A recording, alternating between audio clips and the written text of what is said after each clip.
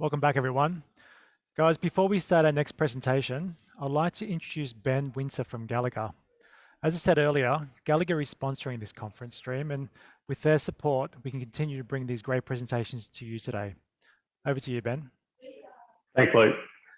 We commenced our partnership with Landcare Australia in 2018 as a sponsor of the National Landcare Conference and with the donation of electric fencing products to support several Landcare projects nationally. Since then, we ran the 2019 Gallagher Landcare Electric Fencing Grants, where we supported 13 conservation fencing and grazing management projects around the country, including projects protecting the Western Swamp Tortoise habitat from feral pig incursion and providing a safe haven for both sheep and the southern brown bandicoot to thrive. In late July, we announced the 14 recipients of the 2021 Gallagher Landcare Electric Fencing Grant, and these projects are again focused on improving grazing management or facilitating conservation outcomes around the country. We're also proud to return to the 2021 Landcare Conference as a sponsor of the Sustainable Agriculture Stream. Gallagher lead the way in animal management solutions, offering a full range of electric fencing, wireless water monitoring, and livestock weighing, data collection, and EID systems. And we'd really appreciate if after listening to Terry, you drop by our virtual booth to chat to myself or Graham Mulligan about how a Gallagher solution can improve your on-farm sustainability and help you achieve your conservation outcomes.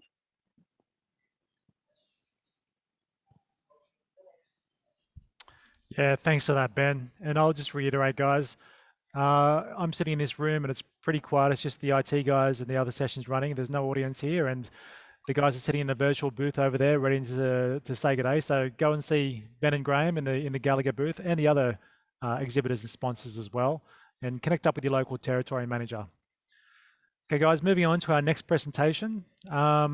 Our next presenter has been a leader in over 50 years in helping educate landowners how they can synchronize their farming operations with their local ecosystems and environments, and producing measurements to demonstrate improvements alongside productivity gains. Terry Mccosker has been described as one of Australia's most recognised thought leaders in regenerative approaches to livestock management, and has worked with approximately 10,000 farmers to date across 10% of all farmland in Australia. In June this year, Terry was honoured in the Queen's Birthday 2021 Honours List and awarded the Medal of Order of Australia for his contribution to agriculture. Today, Terry will share his findings from a review on cell grazing management over the last 20 years and the benefits to landowners. Over to you, Terry. Thank you, Luke. And thank you also, Gallagher, for sponsoring this. And I hope everyone at home is, or in their offices or wherever you're locked down is enjoying the conference. There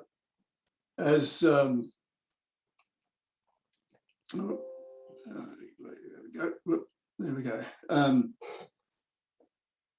I've been involved in grazing management now for quite a long time and have studied it overseas and around Australia. And there's a bewildering array of terminologies and ways in which it can be done. Now, this is a very busy slide and I haven't put it up to explain it. I've put it up to explain that it's very busy and that, you know, there are many, many terminologies. And I developed this way of looking at grazing systems back in 1991 when I had to try and sort it out in my own mind. Is how do I interpret the literature, how do I interpret what's happening on the landscape? And so my nomenclature around grazing systems is based on the perspective of the plant. And we might come back to a little bit of that later on.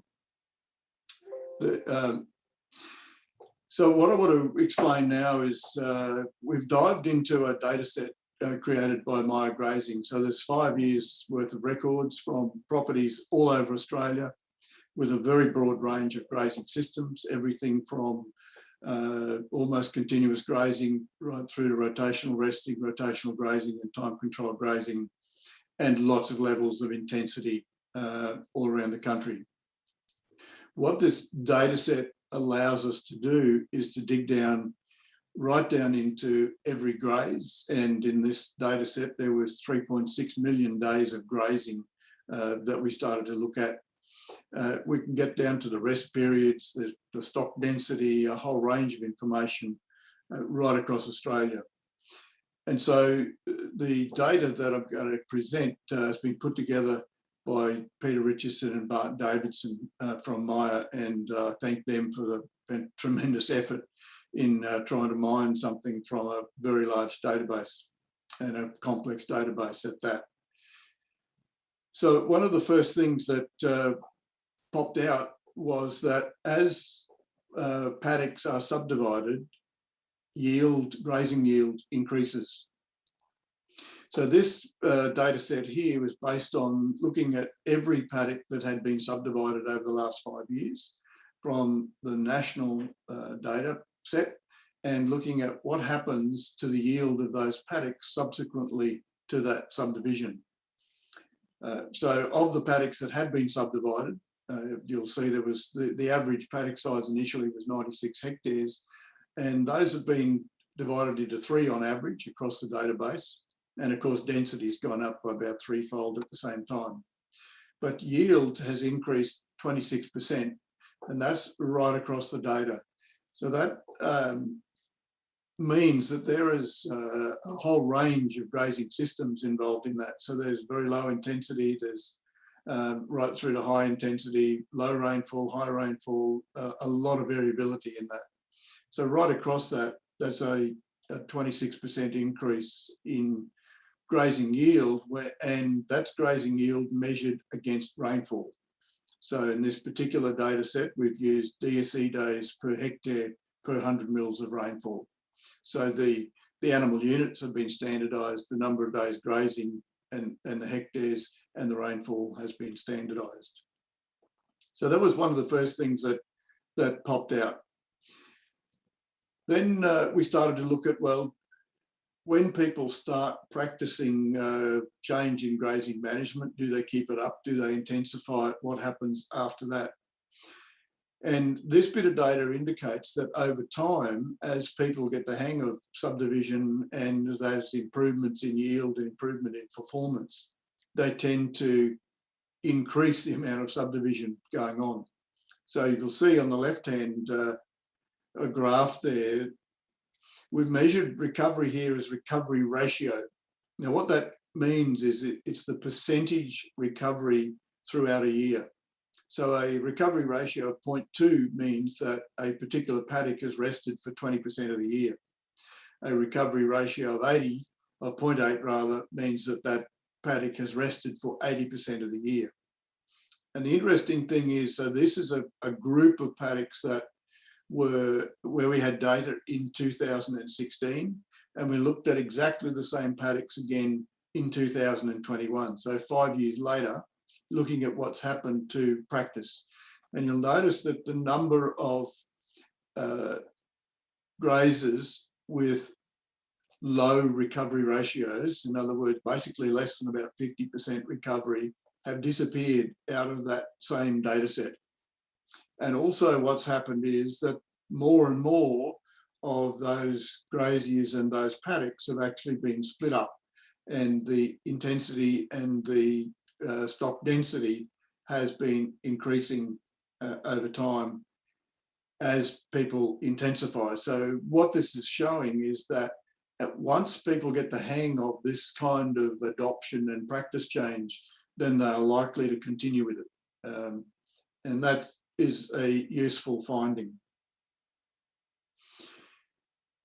In looking at the recovery ratio and yield, grazing yield, again, we've looked at, well, what happens if we look down the bottom left-hand corner of this graph? What happens if we have low recovery ratios? In other words, less than 40% recovery period on paddocks. And that's essentially, and also at quite low density, and that's essentially where a lot of continuous grazers and rotational resters and rotational grazers with low paddock numbers sit.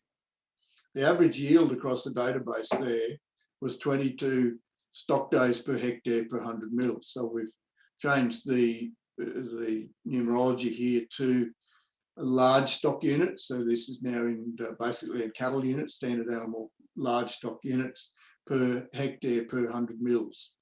So with low density and lack of rest, the average yield across those properties is 22 stock days per hectare per 100 mils. As the amount of rotation starts to increase and the rest starts to increase, still with fairly low density, that yield goes up by 50%. And then as we add density into that picture with plenty of rest, so basically rest ratio being above 0.9, which means that paddocks are resting for more than 90% of the year, the yield goes up even further. And there's a combination there of density and recovery period. Now, I should point out that this is a very broad set of data, and there can be other things affecting this, for example, inherent carrying capacity to begin with. If we then look at density versus yield, and density is one of the grazing principles, but it's the fifth one, in fact, and it's the sexy one, because density drives, it's the horsepower in a grazing system. It drives the degree to which we can change an ecosystem and the speed with which we can change it. And density works in thresholds. And fortunately for me, the data is actually reflecting something that I put together 30 years ago based on observations. And that essentially we have no density below 6 head per hectare. And that we're talking cattle there. So below 6 head per hectare, we don't have a density, and you'll see there's no real impact on yield. But if we take the orange dots there, that's one particular property. And as the density has increased, so we've got density along the bottom scale. So if we pick a density there of around 10 head per hectare, the yield at that density is about 20 stock days per hectare per month. As the density increases on this particular property, and when we get up to a density of around 20 head per hectare, you'll see that yield has increased almost fourfold. So density is very, very powerful, but it's also very dangerous if it's not used in the right order with the other principles. But you'll see another property here where the curve is completely different. And that's going to be based initially on initial carrying capacity.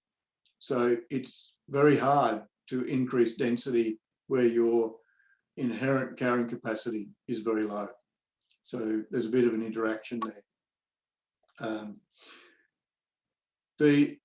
If we look at, so we've pulled out 7 pretty well run properties to continue to look at density. And this is just over the last 12 months. And again, it actually shows the thresholds that we've been using for a number of years. And the first threshold, as I mentioned, is 6 head per hectare. We don't have a density or density effect below that. The second, then you get an increased performance in your paddocks as density increases towards 20 and 25 head per hectare. And you can actually see that on that graph. Then there's a steady increase from around that 20, 25 head per hectare up to around about 60 head per hectare.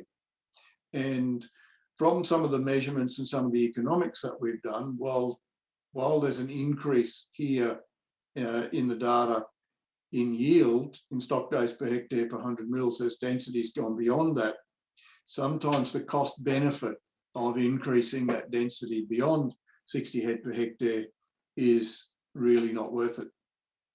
And then when you put all the data together, there is no relationships between density and yield. And the reason for that is that then you've got the big mix of carrying capacities, grazing systems, management styles, etc.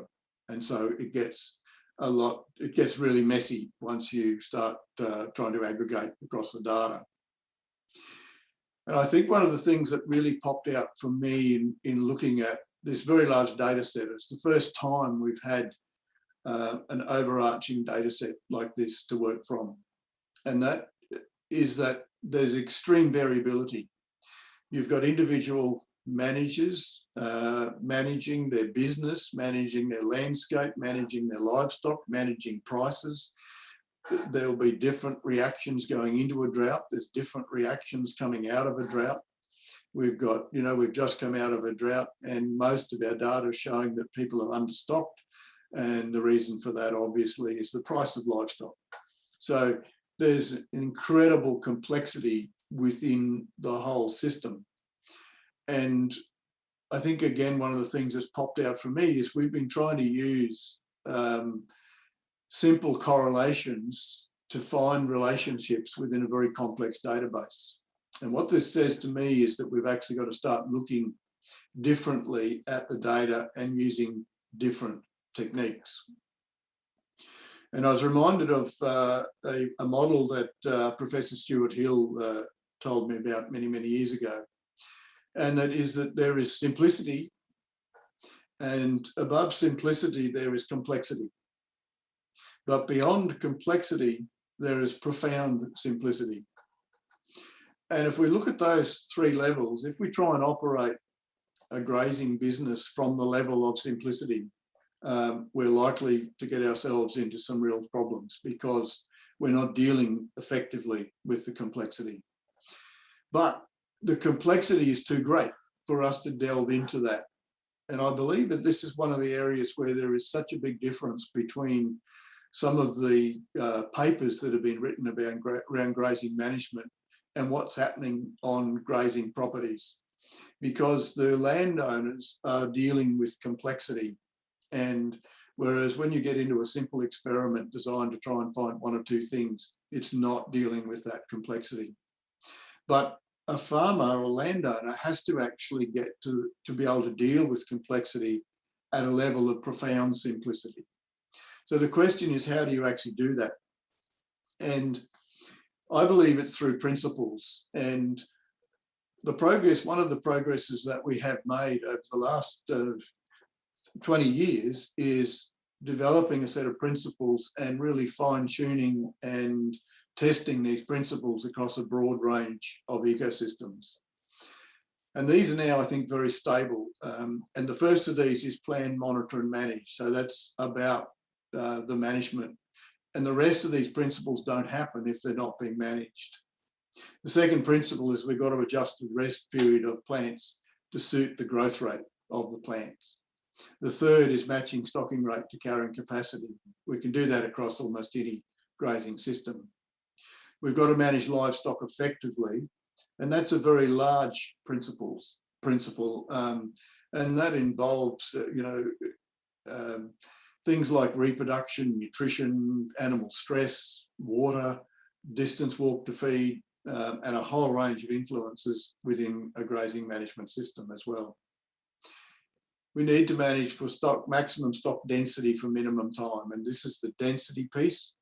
It is number 5, and it's dangerous if you don't have the top 4 principles operating effectively. And the last one is manage for biodiversity. And if we look at how they are applied, the top principle is about people. The next 2 are about the ecosystem. And if we break the next 2, our soil health, plant health, ecosystem health is going to suffer. And by working those effectively, we can improve those 3 things. Managing livestock effectively is for the business. That's getting gross margins right, getting productivity right. The last 2 are about icing on the cake. They're nowhere near as critical as the top 4, but they both influence ecosystem and the business itself. So finally, I would like to just say what we really need to find as we move forward into regenerative agriculture and move forward from here is we've got to find some methods of being able to analyse complex data sets to figure out a lot more about what's going on. And maybe that's artificial intelligence and other tools that are available today, but using simple linear approaches and so on really limits what we can find in complex data sets. That's me. Thank you, Luke. Beautiful. Thanks for that. Beautiful. Thanks for that, Terry. Very interesting and not too complex of a presentation. I find it fascinating, not knowing much about farming myself, how much information it is for landowners out there who have to just to manage their lands across all different spectrums of it. And it's very interesting you bring that table up of actually saying with this simplicity, complexity, and profound simplicity to that higher level, getting to that point involves a lot of data crunching, a lot of connecting with the land and trying to understand your own systems at the localized level, but also a top-down approach of, of what the research is saying, globally for that matter as well. We have a couple of questions coming through. I'm just moving over to them just here. I've got a question from Chris Allen here, and he's saying, is the effect of improved yield due to the paddock size effect by improvements in management knowledge? That's a real good question, and the answer is yes and no. So sometimes it is, and sometimes it's due to improved utilisation. So if you're looking at Northern Australia, for example, normally by the time you fence up and add water to a system, you're starting to utilise feed that was not previously utilised, and that increases your carrying capacity straight up without a management influence. As we look at Southern Australia, the picture's quite different. A lot of landscape is already overstocked relative to its carrying capacity, and it's propped up by fertiliser, grain, silage, hay, and chemicals, and so on. And what we find within 4 or 5 years of managing the pasture well, that a lot of those inputs can be dropped off, and the business at the same stocking rate actually becomes more profitable. So it really varies, and then also in some southern circumstances, we also get an increase in stocking rate and carrying capacity. So it does vary, but management is critical in Northern Australia. It's critical in maintaining that advantage and getting some more advantage out of it. And in Southern Australia, it's critical to get the cost shift in the business. Yeah, great. Thanks, Terry. We've got another question here from Felicity Harrop. How do we take a holistic approach when government agency, for example, Agriculture Victoria, drive production, as per the previous speaker, on native pastures for production value? That's a good question. I've done it by ignoring it. Essentially, I believe that it's landholders, not policymakers and not scientists, that actually manage the landscape that will respond, and they're the ones who will make the change to the landscape that's needed in Australia, not the policymakers. And so therefore, it's the relationship that you have with the people who are actually going to make the difference that's far more important than staying within those straitjackets, I would call it.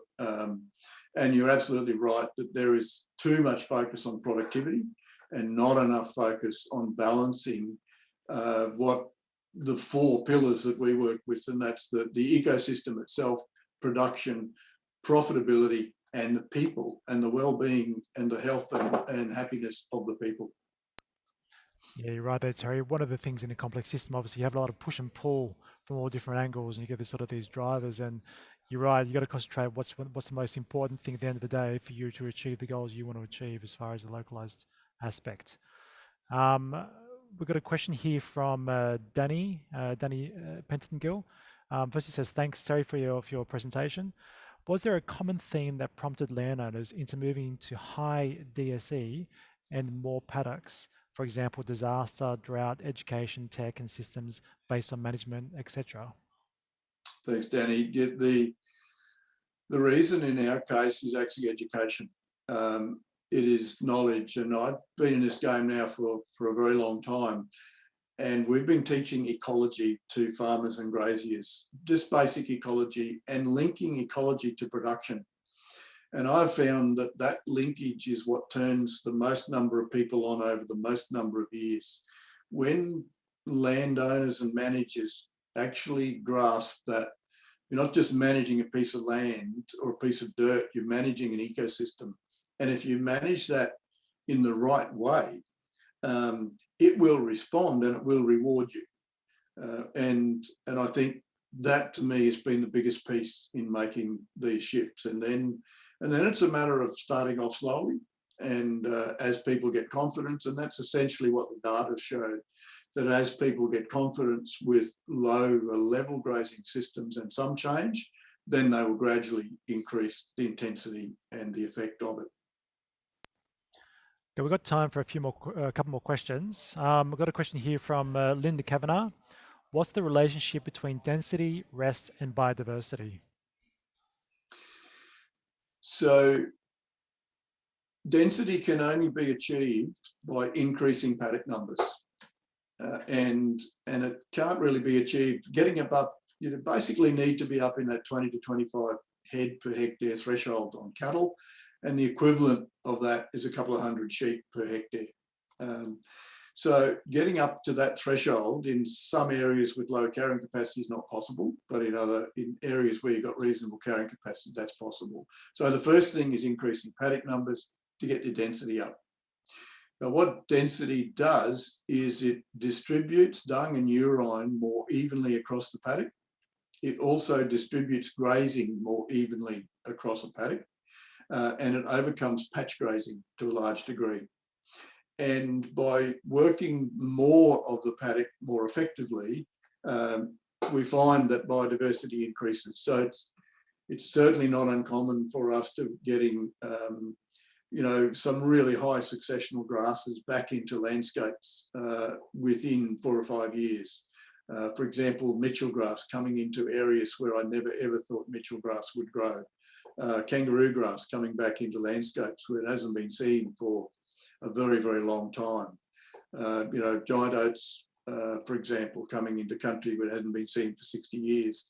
That comes about by a combination of all of those things. So it's not straight density, it's not straight rest. It's also matching stocking rate to carrying capacity. It's getting all of those principles humming along together. All right, thanks for that, Terry, and thanks for all you guys out there for posting the questions. We've got about 30 seconds left. I'll wrap up with a comment from David Walker. He says, thanks, Terry. Great to see more data supporting good grazing management, and congratulations on your award. Thank you, David. Again, thanks to all you guys out there, and thanks, Terry, for that great presentation. We've got a quick 4-minute break. I'll see you back here in 4 minutes. We'll kick on with the next presentation. Thanks a lot, guys.